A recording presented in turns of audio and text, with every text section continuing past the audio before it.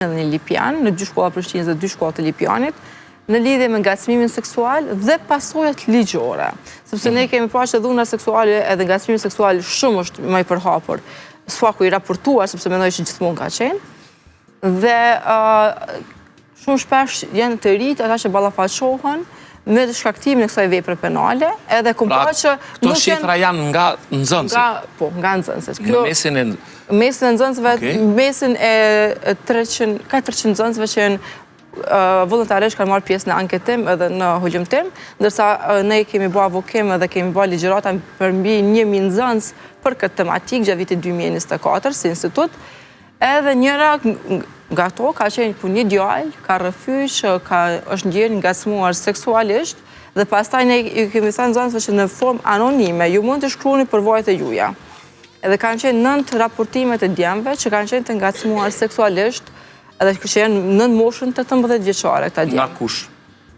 Njëri që ka raportuar ka treguar që ka qenë gjatë verës ka punu vullnetar dhe është ngacmuar nga kolegja vet.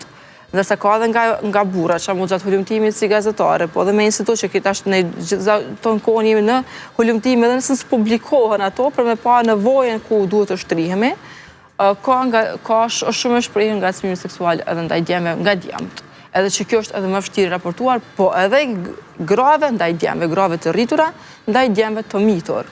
Edhe që asnjëherë nuk raportohet sepse djemtë të nën Kosovë janë rritur me idenë që duhet unë i burrit është unë jam burr, unë qysh raportoj që jam i ngacmuar apo i dhunuar, sepse ne jemi burr, është turp, është jo burrore. Ashtu jemi rritur në familjet tona kemi arrit djemt gabim. Edhe mendoj që një dhunë të madhe psikologjike ndaj djemve që mandej në moshë të shtyr përkthehet në dhunë fizike të burrave të djemve ndaj grave të tyre ose nanave apo motrave, është shkaku që ne rrismi djem me pritshmëri shumë të larta burrore.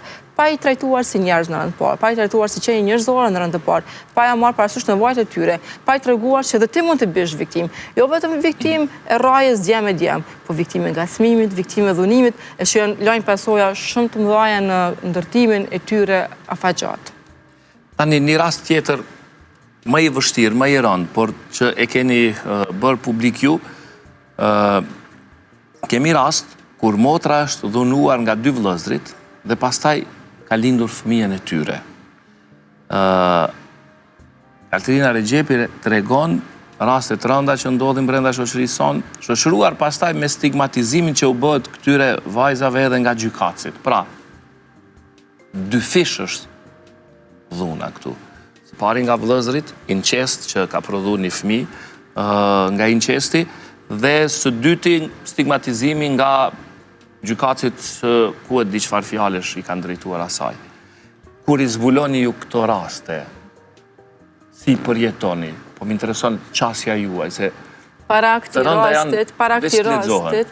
rastit, ka qenë rasti tjetër, i parë që unë e kam trajtuar rastin e incestit.